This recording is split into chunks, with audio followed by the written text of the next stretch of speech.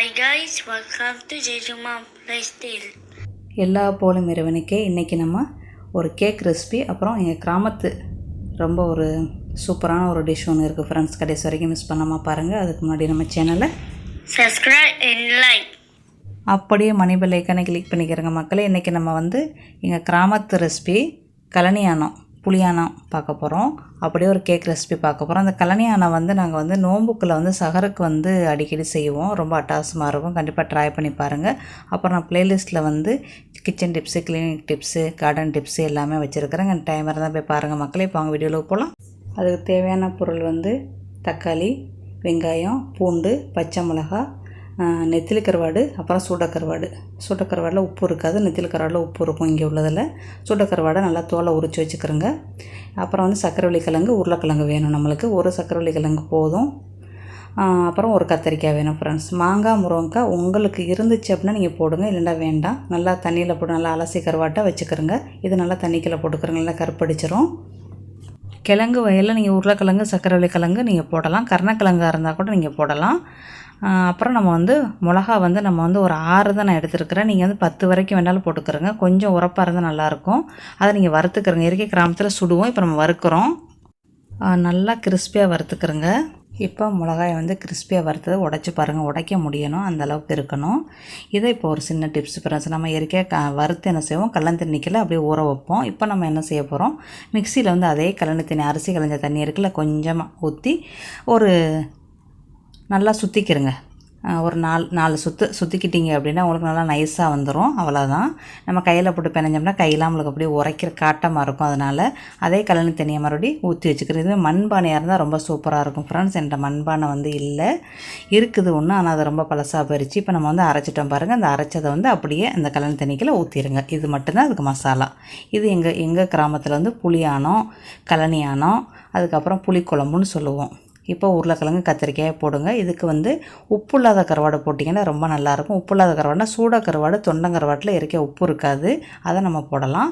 நான் அதோட சேர்த்து சூட கருவாடை சேர்த்து நான் நெத்திலி கருவாடும் கூட போட்டிருக்கிறேன். சின்ன வெங்காயம் போடுங்க, பெரிய வெங்காயம் வேண்டாம். சின்ன வெங்காயம் இருந்தால் நீங்கள் அதை போடுங்க. இந்த குழம்புக்கு ஒரு 20-25 சின்ன வெங்காயம் முழுசாக போட்டிங்க அப்படின்னா ரொம்ப எடுத்து சாப்பிடல ரொம்ப நல்லாயிருக்கும். இப்போ அவ்வளோதான். இதுக்கப்புறம் புளியை கரைச்சி வச்சுக்கிறோங்க. அதே கல்லணி தண்ணிக்கில் கொஞ்சமாக புளியை போட்டு கொஞ்சம் நல்லா திக்காக கரைச்சி ஊற்றுங்க. இவ்வளோ தான். இப்போ நம்ம தாளிப்பு கிடையாது இதுக்கு. இப்போ நம்ம அடுப்பில் வச்சு கொதி வந்த பிறகு தான் நம்ம மாங்காயாவும் முருங்கைக்காயும் போடுறோம். மாங்காய், முருங்கைக்காய் உங்கள்கிட்ட இருந்தால் போடுங்க. மற்ற பொருள்லாம் அவசியம் நம்மளுக்கு வேணும் ஃப்ரெண்ட்ஸ். கண்டிப்பாக இந்த ரெசிபியை கண்டிப்பாக செஞ்சு பார்த்துட்டு உங்கள் ஃபீட்பேக்கை எனக்கு சொல்லுங்கள் ஃப்ரெண்ட்ஸ். இப்போ 2 முட்டை, அப்புறம் கொஞ்சமாக உப்பு போட்டு மூடி வச்சுருங்க. ஒரு கொதி வந்த பிறகு அடுப்பு அடைச்சி போட்டுருங்க. முட்டை நம்மளுக்கு வெந்துடும். இதில் நீங்கள் பப்படம் பொரிச்சுக்கிறலாம். இந்த பக்கம் சோறு வெந்துக்கிட்டு இருக்குது. இந்த சைடு நம்மளுக்கு புளியானம், அதாவது கழனியானம் நம்மளுக்கு கொதிச்சுக்கிட்டு இருக்கிறாங்க பாருங்கள். அப்படி கம்மன்னு மணக்கம் ஃப்ரெண்ட்ஸ் இது. அதில் நீங்கள் இப்போ என்ன செய்யுங்க, மாங்காயும் முருங்கைக்காயும் போடுங்க. ஒரு 2 கொதி வந்ததோட போட்டு மறுபடியும் மூடி வைங்க. உப்பு கொஞ்சம் நேரம் நம்ம பார்த்துக்கிட்டு உப்பு போடலாம். இப்போ என்ன செய்யுங்க, குடிச்சு பார்த்துக்கிறோங்க. ஆனால் அடுப்பை ரொம்ப வேகமாக வைக்க வேண்டாம், மீடியம்லேயே வைங்க. நம்மளுக்கு சக்கரவள்ளி கிழங்கு வெந்துருச்சான்னு பாருங்கள். நம்மளுக்கு அதில் ஏற்கனவே உப்பு இருக்குதா, அதான் 3/4 உப்பு நம்மளுக்கு இருக்கும். நெத்திலி கருவாடு உப்பு தான். உப்பு இல்லாத கருவாடை போட்டிங்கன்னா நீங்கள் புளி கரைக்கும் போதே உப்பு போட்டுக்கிறோங்க. இப்போ எல்லாம் வெந்துருச்சு. இப்போ நம்ம கழனியானத்தை குடிச்சு பார்த்துக்கிறேன். இது உப்பு போதுமானே, எனக்கு கொஞ்சோன்னு பத்தலை, நான் கொஞ்சோன்னு உப்பு நான் போடுறேன். அவ்வளோதான். அதோட கலக்கி விட்டு அடுப்பு அடைச்சிருங்க. நம்ம கழனியானம் சூப்பராக ரெடி பண்ணிட்டோம். கண்டிப்பாக அந்த டிஷ்ஷை கண்டிப்பாக ட்ரை பண்ணி பார்த்துட்டு உங்கள் ஃபீட்பேக்கை சொல்லுங்கள் ஃப்ரெண்ட்ஸ். நம்ம முன்னோர்கள் செய்த அளவுக்கு செய்யலைண்டா கூட இந்த புளியானத்தை, ஏதோ எனக்கு தெரிஞ்ச கழனியானத்தை நான் உங்களுக்கு ஷேர் பண்ணியிருக்கிறேன். இந்த மாதிரி தான் நான் சின்ன வயசுலேருந்து செய்வேன் ஃப்ரெண்ட்ஸ். கூட்டாஞ்சோறு ஆக்கையிலலாம் நாங்கள் இந்த மாதிரி தான் செய்வோம். காட்டுப்பள்ளிக்கு போய் கூட்டாஞ்சோறு ஆக்குவோம். இப்படி தான் ஆளுக்கு கொஞ்சம் கொஞ்சம் எதையாவது எடுத்துகிட்டு போய் கூட்டாஞ்சோறு ஆக்குவோம். இப்போ நம்ம வீடு நல்லா முட்டையெல்லாம் அவிச்சு வச்சுருக்கிறோம். அதுக்கு மேலே சும்மா கழனியானம் மட்டும் தான் ஆக்குவோம். இது சோரத்தை கொஞ்சம் குலைவாக ஆக்கிக்கிறங்க. ரசம் மாதிரி, குழம்பு மாதிரி ஊற்றாமல் ரசம் மாதிரி ஊற்றி நல்லா சொதன்னு சாப்பிடுங்க ஃப்ரெண்ட்ஸ். ரொம்ப நல்லாயிருக்கும். தொட்டுக்கறி கூட நம்மளுக்கு தேவையில்லை, அதில் இருக்கிற தொட்டுக்கறி நம்மளுக்கு போதும். ரொம்ப அற்புதமாக இருக்கும். கண்டிப்பாக ட்ரை பண்ணி பார்த்துட்டு உங்கள் ஃபீட்பேக்கை சொல்லுங்கள் ஃப்ரெண்ட்ஸ். எங்கள் கிராமத்து டிஷ்ஷு எப்படி இருக்குன்னு செய்ய தெரிஞ்சவங்க பிரச்சனை இல்லை, செய்ய தெரியாதவங்க தெரிஞ்சுக்கிறேன். இப்போ நம்ம அடுத்த டிஷ்ஷுக்கு போகலாம். இப்போ நம்ம ரொம்ப ஒரு அருமையான, டேஸ்டியான, எம்மியான ஒரு பனானா சுஜி கேக்கு தான் ஃப்ரெண்ட்ஸ் செய்ய போகிறோம். கண்டிப்பாக மிஸ் பண்ணாமல் பாருங்கள். இது வந்து நம்மளுக்கு ரொம்ப கனிஞ்சு போச்சு. ஏன்னா வீட்டு பழத்தினால சுருக்காவே கருப்படிச்சிரும். ஆனால் உள்ளுக்குள்ள நல்லாயிருக்கும். இது ரஸ்தாளி பழம் தான், உள்ளுக்குள்ள நல்லாயிருக்கும். அந்த தோலையெல்லாம் என்ன செய்யுங்க, உரிச்சு பாருங்கள். உள்ளுக்கு வெள்ளையாக இருந்துச்சுன்னா, அழுகாமல் இருந்துச்சுன்னா நீங்கள் யூஸ் பண்ணிக்கிறலாம். நம்ம மைதா மாவு போடுறது, கோதுமை மாவு போடுறோம், முட்டை சேர்க்கணும். ரவைக்கு நம்ம முட்டை தேவையில்லை. நான் அதனால் முட்டையை தான் எடுத்து வச்சேன். அப்புறம் ரவை கேக் செய்கிறதுனால நான் வந்து முட்டையை வந்து யூஸ் பண்ணலை. நான் மொத்தம் 6 பழம் போடுறேன். என்கிட்ட 6 பழம் தான் இருந்துச்சு. 6 போடலாம், 4 போடலாம் ஃப்ரெண்ட்ஸ், அது உங்கள் விருப்பம். ரொம்ப மாவு மாதிரி நைக்க வேணாம். ஓரளவு வாழைப்பழங்களை வந்து கிடக்கணும், அந்த அளவுக்கு நீங்கள் இது பண்ணிக்கிறங்க. அதுக்கப்புறம் சீனி வந்து நான் வந்து 3/4 கப்பு போடுறேன். நீங்கள் இனிப்புக்கு தக்கன போட்டுக்கிறங்க. உங்கள் நாட்டு சீனி ரொம்ப இனிப்பாக இருந்துச்சுன்னா குறைச்சி போடுங்க. உங்கள் நாட்டு சீனி வந்து இனிப்பு குறைச்சிருந்துச்சின்னா நீங்கள் 1 கப்புலேருந்து 1.25 கப் வரைக்கும் போடலாம். அப்புறம் கொஞ்சோன்னு 1/4 ஸ்பூனு வெனிலா எசன்ஸ் போடுங்க. போட்டு எல்லாத்தையும் மிக்ஸ் பண்ணிக்கிறங்க. அப்புறம் உப்பு போடுங்க. உப்பு போட்டு கொஞ்சமாக உப்பு போடுங்க. உப்பு போட்டு மிக்ஸ் பண்ணிக்கிறங்க. இந்த நேரத்தில் நீங்கள் முட்டை போடுறதா போட்டுக்கலாம். இதுக்கு முட்டை தேவையில்லை. முட்டை வேண்டாம் போட்டுக்கிறங்க. ஒரு 2 முட்டை இல்லை 3 முட்டை போட்டுக்கிறங்க. இப்போ நான் வந்து ரவை, வறுத்த ரவை வந்து 1 கப்பு போடுறேன். அதை போட்டு மிக்ஸ் பண்ணிக்கிறங்க. மிக்ஸ் பண்ணிவிட்டு, அதாவது baking soda 1/2 spoon, baking powder 1 spoon போடுங்க. பெரிய ஸ்பூனில் 1/2 ஸ்பூனு பேக்கிங் சோடா, பெரிய ஸ்பூனில் வந்து 1 ஸ்பூனு பேக்கிங் பவுடர் போட்டு மிக்ஸ் பண்ணிக்கிறங்க.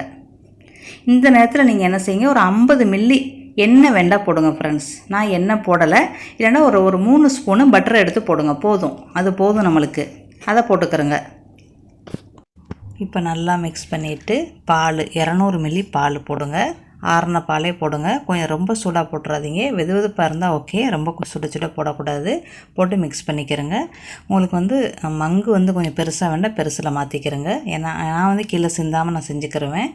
நீங்கள் புதுசாக செய்கிறவங்க மங்கை கொஞ்சம் பெருசாக வச்சுக்கிறங்க. அப்புறம் நட்ஸு, பாதாமும், வால்நட்டு, கிஸ்மிஸ்ஸு, அப்புறம் சேரி பழம், அதாவது காஞ்ச பழங்கள், காஞ்ச நட்ஸு என்ன வேணுமோ போட்டுக்கிறங்க ஃப்ரெண்ட்ஸ்.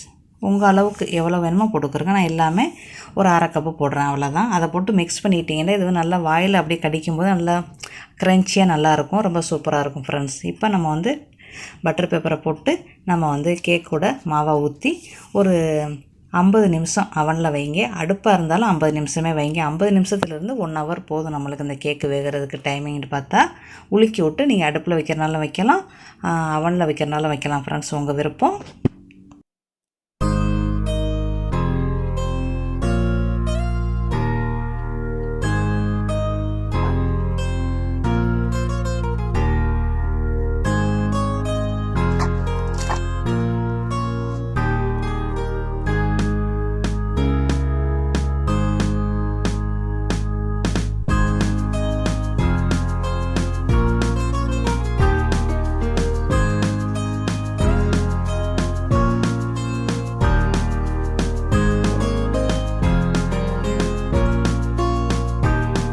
இந்த கேக் வந்து ரொம்ப சூப்பராக இருந்துச்சு ஃப்ரெண்ட்ஸ். கண்டிப்பாக ட்ரை பண்ணி பார்த்துட்டு உங்கள் ஃபீட்பேக்கை சொல்லுங்கள்.